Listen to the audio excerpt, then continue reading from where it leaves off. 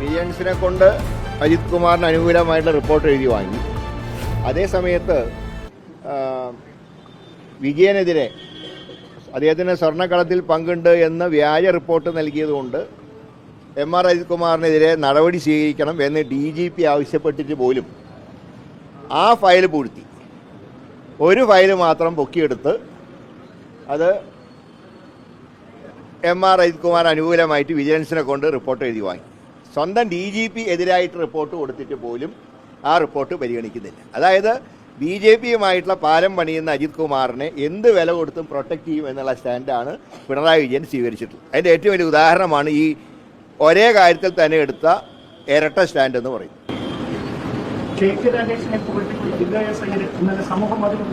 അതായത് ഈ പിണറായിൻ്റെ പാദസേവ ചെയ്യുന്ന ചില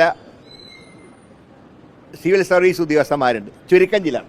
ആ കൂട്ടത്തിൽപ്പെട്ട ഒരു മഹതിയാണ് ഈ പോസ്റ്റർ ഇട്ടത്. അതിനെ ഞങ്ങൾ അത്രേ വില കൽപ്പിക്കുന്നുള്ളൂ. ഞാൻ പറഞ്ഞല്ലോ, സോപ്പിടുമ്പോൾ വല്ലാതെ പതപ്പിച്ചാൽ ഭാവിയിൽ ദോഷം ചെയ്യും, അത്രേ പറയുന്നുള്ളൂ. മുഖ്യമന്ത്രിയുടെ ഓഫീസിലെ chief principal secretary KM അബ്രഹാമിനെതിരെ CBI അന്വേഷണത്തിന് ഹൈക്കോടതി ഉത്തരവിട്ടിട്ടുണ്ട്. പക്ഷേ അപ്പോഴും സർക്കാർ അദ്ദേഹത്തിന്റെ പരാതി, അതായത് പിണറായി വിജയന് ഇഷ്ടപ്പെട്ടവർ ഏത് കോടതി കുറ്റക്കാരനാണെന്ന് പറഞ്ഞാലും അവരെ എന്ത് വില കൊടുത്ത് അദ്ദേഹം സംരക്ഷിക്കും. നേരെ മറിച്ച് അദ്ദേഹത്തിന് ഇഷ്ടമില്ലാത്തവർ തെറ്റ് ചെയ്തില്ലെങ്കിലും അവരെ തെറ്റുകാരാക്കും. അതാണ് പിണറായിൻ്റെ നിലപാടെന്ന് പറയുന്നത്. അതിൻ്റെ ഭാഗമാണ് ഈ സ്റ്റാൻഡൊക്കെ.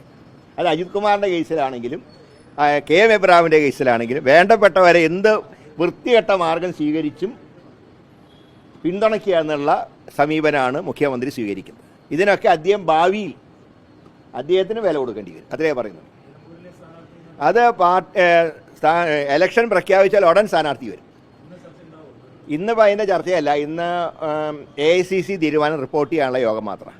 മറ്റേ ഇലക്ഷൻ കമ്മിറ്റി കൂടണം. ഇലക്ഷൻ കമ്മിറ്റി കൂടി ഞങ്ങളത് സിംഗിൾ പേര് മിനിറ്റുകൾക്കകം പ്രഖ്യാപിക്കും. തീർച്ചയായും അത് UDFൻ്റെ നിലപാടാണ്. UDF ഒറ്റക്കെട്ടാണല്ലോ ഇലക്ഷൻ കാര്യത്തിൽ. അതിൽ കോൺഗ്രസ് പാർട്ടി എടുക്കുന്ന തീരുമാനം ഘടകകക്ഷികൾ അംഗീകരിക്കും. പക്ഷേ കോൺഗ്രസ് പാർട്ടി തീരുമാനം എടുക്കുമ്പോൾ എല്ലാ വശങ്ങളും പരിശോധിച്ചിട്ടാണ് തീരുമാനം എടുക്കുക. ഒരിക്കലും അതിൻ്റെ പേരിൽ ഒരു വിവാദം ഉണ്ടാവരുത് എന്നുള്ളത് കൊണ്ട് എല്ലാ ഘടകങ്ങളും പരിശോധിച്ച് ഉചിതമായിട്ടുള്ള നടപടി പാർട്ടി എടുക്കും.